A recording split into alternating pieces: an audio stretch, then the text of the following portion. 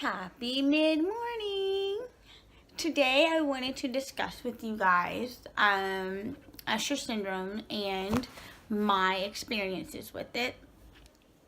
For those of you who don't know, Usher Syndrome is a syndrome where it affects your hearing and your vision, and it is a recessive gene. And there are three types of Usher Syndrome. There's type 1, type 2, and type 3. I am diagnosed with type 2. My brother is also diagnosed with type 2 Usher syndrome. And the way that a child, as far as research goes, it's still new research and it's still kind of ongoing research. We went to the Dallas Research Foundation, I believe it's in Dallas, Texas, and we were referred there by our current vision doctor after we were officially diagnosed with retinitis pigmentosa, and he connected the vision and the hearing loss, and he was like, y'all should go see this doctor. He's in Dallas. He's doing wonderful research on it. We don't know for sure. I'm pretty positive you guys have the Usher syndrome. Go check it out. So we made appointments and did the DNA test, and it came back Usher's type 2. As far as Usher syndrome goes, how it is inherited, and both parents have to have the recessive gene. It is not a dominant gene. One parent can have the recessive gene and the other couldn't, and the child will not present Usher syndrome sign. So basically what it is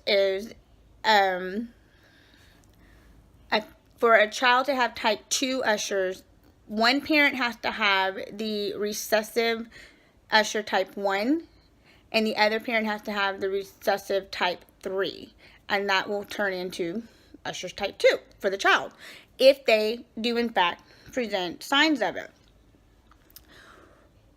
Type 1 and type 3 typically end in total blindness.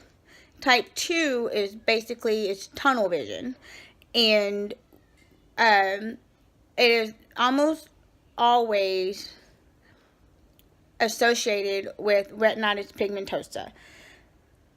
I'll be linking some sources that you can go look up and check out Usher syndrome if you are curious at the end of the video, and then I'll insert some if I can figure out some pictures that'll kind of describe what type 1, type 2, type 3 is. I'm still learning. This is relatively new information for me. I'm still learning information about it and how to go about, hopefully, there's no cure for it, hopefully kind of slow down the progression of the vision and the hearing. For me personally, I am grateful that if I were to have Ushers, that I do have type 2. The weird kind of, I don't know, crazy thing about this whole thing, say the science with the Punnett squares where you have like the genes and all that stuff. If two parents, the mom and the dad, have the recessive gene and they end up having 4 children, one will not be a carrier and will not have the syndrome. 2 of them will be a carrier and will not have the syndrome, and 1 will have Ushers. The crazy thing is, my parents have 2 children, my brother and I, and both of us have the Usher syndrome. We were both born with We were both born with hearing. We don't know the level of hearing or the severity of the hearing loss that we had when we were born. Because typically with type 2, you are born with some hearing loss. And when we were younger, we were diagnosed with progressive hearing loss because as we got older, obviously, the hearing got worse. So I was not diagnosed as being deaf or having any kind of hearing loss until I was around 3. I had passed my hearing baby screening when I was born, but my mom knew something as I was growing up through infancy and toddlerhood that something was a little off. I wasn't hearing everything I needed to be hearing. I was hearing the lower tone in like the male voices or the lawnmower, the vacuum cleaner, things like that. The low tone, louder type noises better than I was hearing the higher pitch frequency range as far as like a female voice, or when you sing sorry, my hair is bugging me. When you sing or things like that are higher pitched, I was not responding as well with them. My mom and dad were both 19 years old, and there was absolutely zero history of any kind of deafness on either side of the family tree. So when it popped up that I was hard of hearing, I wasn't quote unquote normal, it was a grieving process, and it was tough. I mean, can you imagine being 19 years old? Here's this baby that is presenting signs of not hearing or being deaf, and you have no knowledge whatsoever of sign language, no knowledge of hearing aids or closed captioning, which really didn't exist back then until I want to say the mid 80s. I could be wrong. Everything that goes along with it. They were presented with the option of surgery. They were presented with the option of sending me to the regional day school for the deaf, which is in Austin. They were presented with lots of different options. They were told, do not sign to her, she will not communicate correctly, and things like that. This was way outdated information now, but you have to remember, in the 1980s, things were still kind of starting to come around as far as people with disabilities and people who were not quote unquote normal. So my parent did what the doctor said. They graciously, and I am so grateful, they did not send me to the deaf school at the age of 3. They found a regional day school and got set up with ECI, got set up with all that, and they were awesome. It was right around the age of 3. I had my first experience with hearing aids. They're called auditory trainers back then, and basically it's a harness that you wear during the school day, and you snap the processor, it's like a box, and you snap it onto your harness, and then you attach what you would think is earphone, but your ear molds get attached to it, and then you do that. I also had Daisy.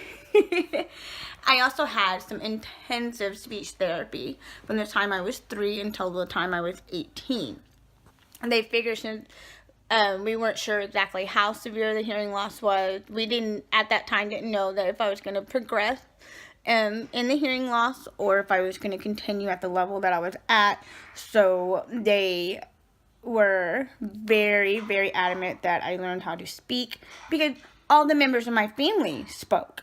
There was not a single person in my family that signed. I am, however, gracious and grateful that my parent did not say, don't sign.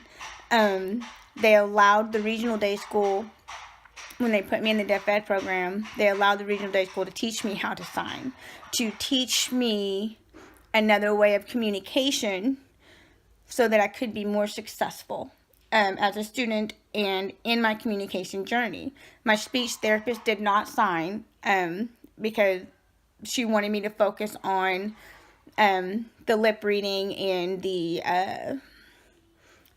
oral and the learning how to say the sounds and things like that. So that going on, no big deal. I was able to be mainstreamed my kindergarten year, and I did not have an interpreter, but back then it was half-day kinder. So I would do half-day in the kinder in the morning, and then I would do the second half of the day in the deaf ed program, and they would reinforce what we did in kindergarten, and they would put the signs with it and all that stuff. So it was really, it was intense. It was pretty intense. And then starting first grade, I was mainstreamed full-time.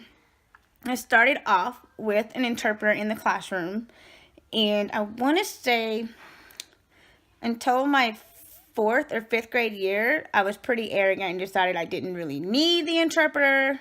Not going to use an interpreter. I wanted to be just like everybody else. You know, the typical kid, don't want to be different, all that stuff. And there were other deaf kids in there, in the classroom, that were mainstreamed. So throughout the day, during certain periods of the day. And so when the interpreter did come in, I was, of course, using that interpreter, but it wasn't there for me. So it's not like I had the interpreter kind of thing.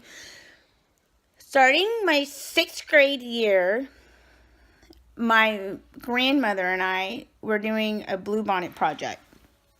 And it was then, after a pretty intense argument, crying and insisting that the purple was blue, and my grandmother looked at my mom and she cannot see. So my mom took me to the eye doctor the very next day, and lo and behold, glasses were recommended. At this time, Usher Syndrome has not even really been discussed. We didn't really cross our mind. We didn't even put the 2 and 2 together. It was just my family on both sides wore glasses. We just assumed, luck of the draw, that's what happened.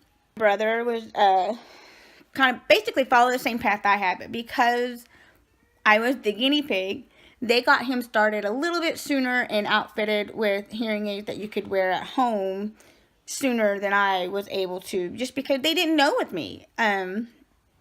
No member of my family attempted to learn how to sign except for my mom. But even then, at that time, I was like, no, it's okay. I'm in the hearing world. No big deal. I would sign at school with my deaf friends, and that was okay with me. I was good with that.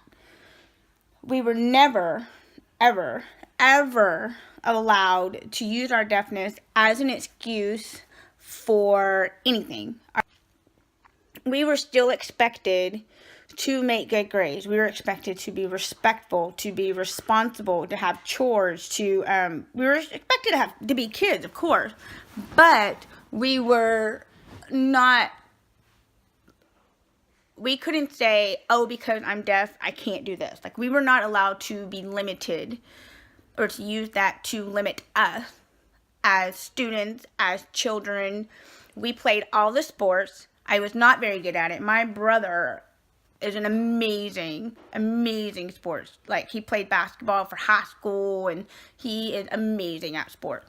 But we played baseball. I did gymnastics and softball and soccer and all the typical, teen sports that we did. My brother played football. My brother did basketball, baseball. He played on the select team that traveled, and I did cheerleading, and we were expected to be kids. We were expected to do things the way the other kids did, and we did. We thrived with with our parents and our family's support. Got to be 16. Let's see. I got to be 16. I was in an ASL class. And it was that year that I was in ASL that I realized how much I needed the sign. That I realized how proud I was to be deaf. That I reconnected with my deaf friends. I reconnected with my signing. I reconnected with that whole world that I had totally blocked out selfishly. And I started thriving again. Before I was making good grades and stuff like that, but it took a lot of tutoring from my teachers and things like that. I did better one-on-one because there wasn't that background noise bothering me and kind of masking all the other sound. But the common misconception, let me insert this in there, I'm going to be jumping around, I apologize. The common misconception is when you wear hearing aids, done, everything's good, you hear everything the way you're supposed to hear, blah, blah, blah. No. What it does is it amplifies sound. All sound. Now, hearing aids have evolved over the years. It has gotten better. There are some with Bluetooth capabilities that you can use with the phone and things like that. Back then, they weren't quite as high-tech. It was I mean, it was just crazy. But it would amplify all the sound. And so instead of amplifying the teacher's sound, it would amplify the whole classroom sound. And so they would kind of cancel each other out. In the ASL class, though, I didn't have to rely on my hearing. I didn't have to rely on my lip reading skills. I didn't have to rely on all that. The teacher was signing, the class was signing, I was signing, and I realized how much I needed that and how much I wanted that. So I started slowly embracing my deafness more and more. In fact, I had gone home and insisted that sign be a part of the daily life because I needed it. And my mom jumped right on ahead. This is what we're doing. And she learned and she took classes and we practiced together. My dad, on the other hand, was stubborn. My dad was a very good man. Is a very good man. He provided for us and he made sure there was nothing we ever needed or wanted. But in his mind, he kept thinking, they live in a hearing world. I can't set them up for failure by omitting the hearing part of the world that they're going to be living in. So he picked up here and there some what we call home signs, some signs that he would do that only me and my brother would understand. But he never really took to the signing. If I were to sign something today, he would be like, what? But my mother and I, our relationship got tighter because she was signing. We were able to communicate better with each other that way. So we realized at the age of 16, 17 that I was not able to see at night. There was just, I was missing, there's a couple of mailboxes that met the wrath. Luckily, not major damages or whatever, but I would clip a mailbox or something because I just flat out didn't see it.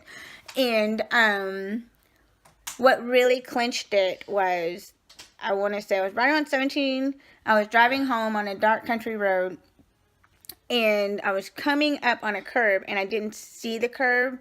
And when I did, I kind of skidded off, and when I did, I went up a little small tree. I mean, the car was damaged underneath, but it wasn't total, so I wasn't speeding or anything. But it was after that we started realizing, you know what, Stephanie should not be driving at night at all. Which was hard, because when you're a teenager and you're driving, you don't want to lose that independence, and you don't want to have to keep bumming rides at night, because when does all the fun stuff happen? At night, after the football game. You want to go and hang out with your friends and do their little parties and all that stuff. So that was kind of hard for me to accept. But it was then that my mom kind of started hearing a little bit about the Usher Syndrome, a little bit about the retinitis pigmentosa, and kind of doing a little bit more of her own research to kind of see. Throughout all this, I was on the drill team, which is, I guess that's a southern thing, but in the north, if you don't know, it is a dance team for the football games. We dance at the high school football games, and we would do. When I started my freshman year, we were also the flag corps, so we would do the flags and the dancing. And then my sophomore and junior year that I was on the team, we just did the dancing. The team was split into flag corps and dancing. And I was lucky enough that I had some friends that would help me when it came to the counting or when it was time to start the dance during the band and all that stuff. So I want to say my senior year, after I talked to my mom, I was like, Mom, these kids are making fun of me. They're laughing at me. And something would happen and they would laugh and I wouldn't know what they were laughing at. And if I would ask, they wouldn't tell me. Or some people were very mean. They knew that I couldn't hear behind them. And I would sit in the front of the class. They would they would start whispering my name. And they would get progressively louder until I would turn around and say, what? And they would be like, we weren't even talking to you. And they would just laugh. And there were some hard times there, definitely. But again, my parents never allowed us to use that as a deafness, to use our deafness to not be successful, to not do what we wanted to do and needed to do. one of my dad's favorite stories to say was in the 7th grade or 8th grade. One year in my middle school, there was a UIL competition. It was the listening one. And basically, you listen to a tape recorder and then you transcribe it. Why I went out for this, I don't know.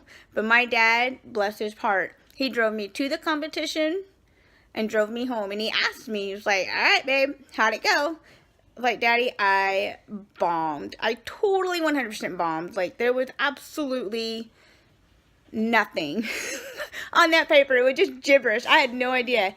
And he said, you know what? You did it. You went out there. You knew it was going to be tough. You practiced at home. You practiced and you did what you had to do. And you didn't quit. You did it. Not one time did he say, you can't hear. You can't, what are you doing listening to a tape recorder? There's no lips to read. The tape recorder is going to be in the back of the room. What are you doing? He encouraged me every step of the way. So we were expected to go to college. We were expected to be successful people. Well, my senior year, I was convinced to have an interpreter in my classrooms. And I finally was like, you know what? Fine, whatever. We'll just see what happens. And y'all, it made a world of difference. I wish I hadn't been so daggum stubborn and quit using my interpreters a long time ago, because some things I discovered was they weren't laughing at me. There were some instances they were. Excuse me, I got accepted to the Texas Women's University, and I had an interpreter and note taker my whole entire journey of school. I graduated magna cum laude with my bachelor's, and then I graduated with honors with my master's, and I went on to teach deaf education. Along this time, my vision was still getting a little bit worse, and my hearing was getting a little bit worse, and I just learned to adjust. I lived on my own while I went to Texas Women's University, and the things that I was using to help me adjust and to be successful while living my everyday life, I made sure that I was home before dark. If I ever needed to go anywhere, I had to suck up my pride and ask for a ride to and from if it was after dark. I have, even now to this day, I have an alarm that has a little vibrator attached to it that will shake the bed shaker when the alarm goes off. I, of course, use closed caption on every TV and movie show that I'm able to get the closed caption on. I use my interpreter and note taker during classes because it's hard to watch your interpreter, watch your professor, and take notes all at the same time. And so it's a lot of extra work and a lot of want to and willing to if you want to be successful, as with anything in life. There are challenges, of course. There's definitely challenges, but you learn how to adjust to it. I graduated and I was able to start teaching right away. I graduated in August of 2004 and started teaching in August of 2004. And I taught deaf ed, which is deaf education. And the first 2 years, I was also the coach of the cheerleading team.